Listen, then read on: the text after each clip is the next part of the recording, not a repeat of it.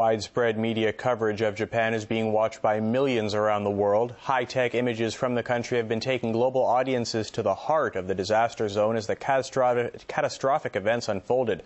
But as RT's Ganesh Chikian reports, when the cameras aren't around, it can be a very different story. Images that shook the world.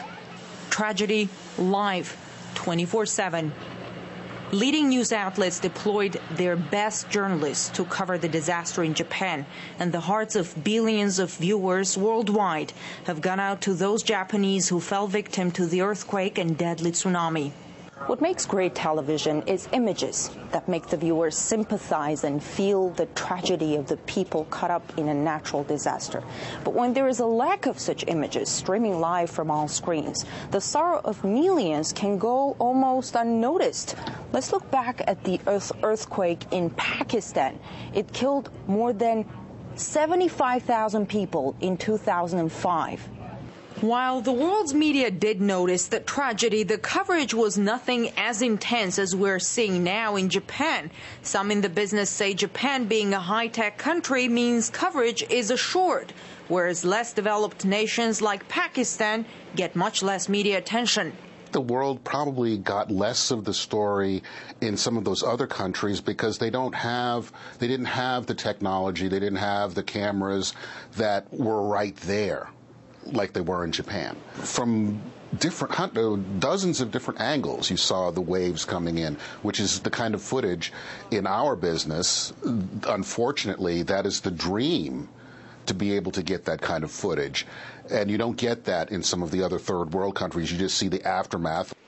The shots of the aftermath of a cyclone that hit Myanmar 3 years ago are horrifying. More than 138,000 people were killed. The government of Myanmar limited access to foreign journalists, and there were no live pictures from the disaster zone. And as it happens in the news business, very quickly, the story died down.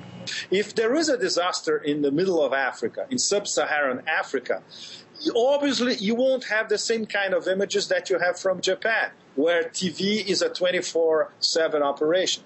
That's why this tsunami in Japan is so huge in terms of worldwide coverage, because there are cameras absolutely everywhere in Japan. If this was in China, I would say Western China, for instance, you have probably 1/10 of the coverage because the images are not there. The earthquake in the Sichuan province in China killed around 68,000 people. And again, the coverage was limited, and so therefore was world interest in the disaster there.